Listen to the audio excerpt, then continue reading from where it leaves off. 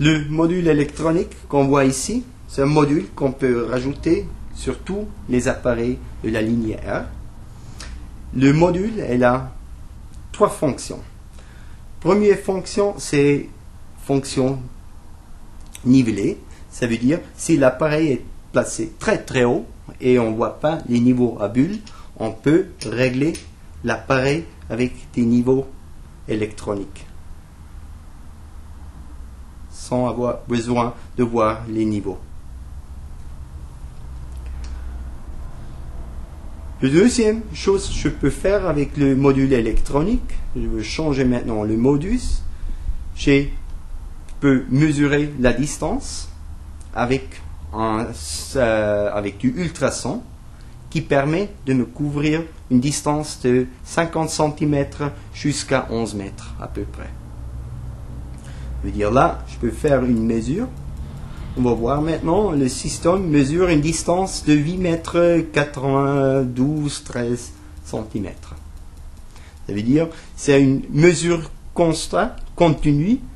Ça veut dire, ça me permet aussi de mesurer pendant 5 secondes. Je peux mesurer une scène. Par exemple, si j'ai un arbre proche de moi, que je sais, ah bon, c'est seulement 5 mètres, et le reste c'est 15 à l'infini.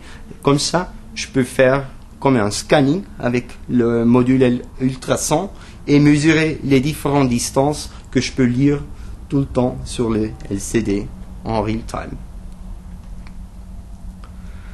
En plus, le module électronique, elle possède une carte mémoire où toutes les informations sur les optiques que vous possédez sont sauvegardées. Comme ça, je peux changer tous les différents optiques que j'ai dans ma valise. Et en plus, le module électronique, il est connecté avec la rampe hélicoïdale, une rampe hélicoïdale électronique, qui me montre tout le temps en real time quelle distance j'ai mesurée. Là, sur la deuxième ligne, je vois quelle distance j'ai réglée en mètres.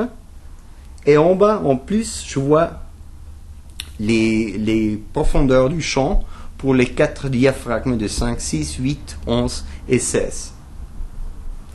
Ça veut dire qu'il y a 3 possibilités de régler l'appareil.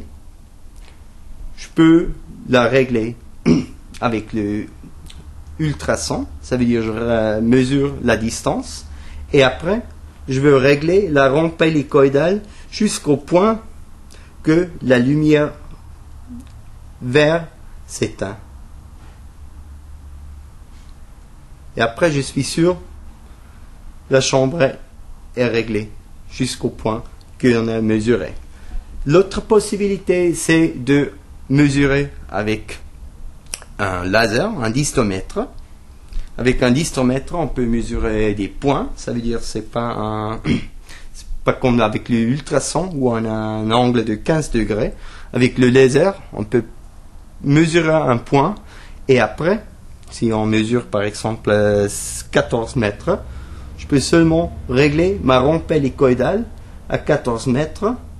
Et je sais maintenant, je suis exactement net. Sans avoir besoin d'une carte où on doit voir quel chiffre j'ai besoin pour régler sur la rampe hélicoïdale. On voit tout à l'arrière sur cette LCD lumineux. La troisième possibilité, c'est de travailler avec le profondeur de champ. Ça veut dire, on travaille plutôt, par exemple, dans une halle d'exposition. On sait à peu près qu'on a une distance de 50 mètres maxi. Et là, on règle seulement la rampe hélicoïdale. Je veux choisir maintenant diaphragme 11 et je veux régler à 60, on peut dire, même 75 mètres.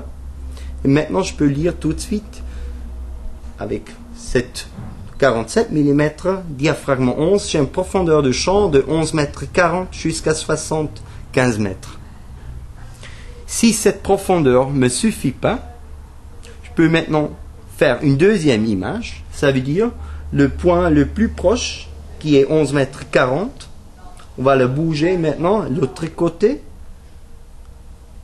Ça veut dire le point plus loin. On va régler jusqu'à 14 mètres. Et maintenant, je peux lire, maintenant, j'ai une profondeur de champ de 6 mètres 90 à 14 mètres 10. Si je fais maintenant deux images, un deuxième image,